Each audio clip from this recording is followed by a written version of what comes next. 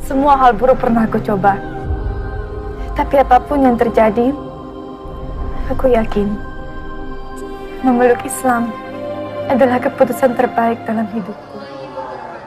Saya Muhammad Muiz dan rekan saya, kami dari kelompok di Amstel akan mereview film yang berjudul Merindu Cahaya di Amstel. Merindu Cahaya di Amstel merupakan sebuah film drama religi. Film ini juga dibintangi oleh sejumlah nama besar Indonesia seperti Amanda Raules, Brian Domani, Ustazah Oki Stena Dewi, Rita Nurmaliza, dan masih banyak yang lainnya lah. Film ini mengisahkan perjalanan religius dari seorang Amanda Raules yang berperan sebagai Siti Khadijah. Dalam film ini juga bukan hanya konflik soal agama saja yang dibahas, akan tetapi ada kisah cinta antara Siti Khadijah dan Nicholas. Dalam Merindu Cahaya di Amstel, beberapa stereotip terjadi kepada Khadijah yang mengenakan kerudung dalam kesehariannya. Beberapa kali ia dipandang sebelah mata oleh orang-orang yang tak sengaja ia temui dalam perjalanannya. Namun, tetap saja Khadijah menerima itu semua dengan lapang dada dan tetap memperlakukan orang-orang tersebut dengan baik dan sopan. Perjalanan tersebut menambah banyak pembelajaran bagi seorang Khadijah.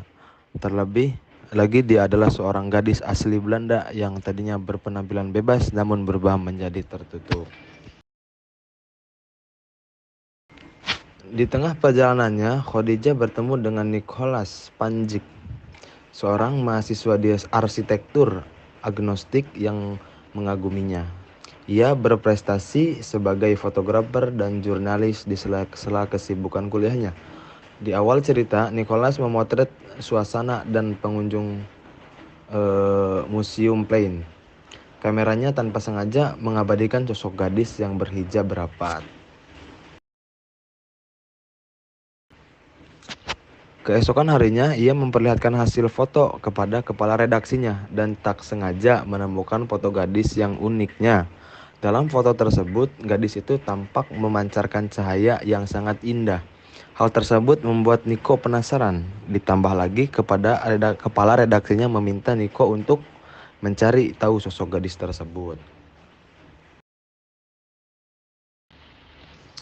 Besoknya, Nicholas langsung mencari Khadijah untuk meminta izin foto tersebut untuk dipublik di media. Karena bosnya Nicholas sangat suka melihat foto itu. Menurutnya, foto itu sangat bagus. Namun apa yang terjadi pas Nicholas bertemu dengan Khadijah untuk meminta izin, Khadijah malah menolaknya.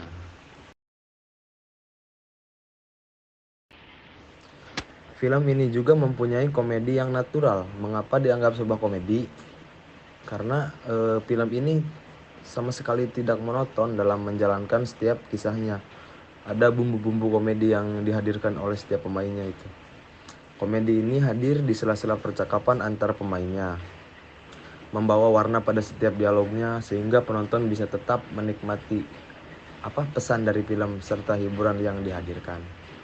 Komedi yang dihadirkan juga tak terlalu berlebihan, hanya sebagai pemberi sentuhan menarik dalam setiap dialognya sehingga membawa penonton hanyut akan cerita. Seperti yang telah disebutkan sebelumnya, selain konflik agama dalam film ini, film ini juga menghadirkan kisah percintaan antara Khadijah dan Nicholas yang saling berbeda keyakinan.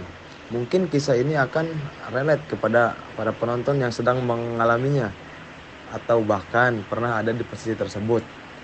Hal ini jelas bisa terlihat dari sebagian para penonton yang hanyut terbawa akan kisah cinta Khadijah dan Nicholas. Sebagai dari mereka mencoba menerka dan mencari jalan mereka keluar agar keduanya bisa bersama. Jalan keluar yang dihadirkan untuk persamaan ini cukup baik, memberikan pelajaran penting bagi penonton agar tahu bagaimana caranya jika menghadapi permasalahan yang sama. Dalam pemeran Ustazah Oki Setiana Dewi, beliau menjadi diri sendiri yang mendakwahkan ajaran agama Islam. Cara beliau juga tidak menggurui. Beliau menyelamatkan Khadijah atau Amanda Raules yang ingin bunuh diri. Dan beliau juga yang menuntun Khadijah dalam memeluk Islam dan memperbaiki dirinya. Saat Brian Domani atau Nico bertanya tentang hijab dengan Ustazah Oki, beliau pun menjelaskan dengan baik dan mudah dipahami. Dalam film ini juga, penonton disuguhkan dengan pemandangan tempat yang indah di Amsterdam, Belanda. Film ini sangat menarik untuk ditonton, terutama yang menyukai genre romance dan religion.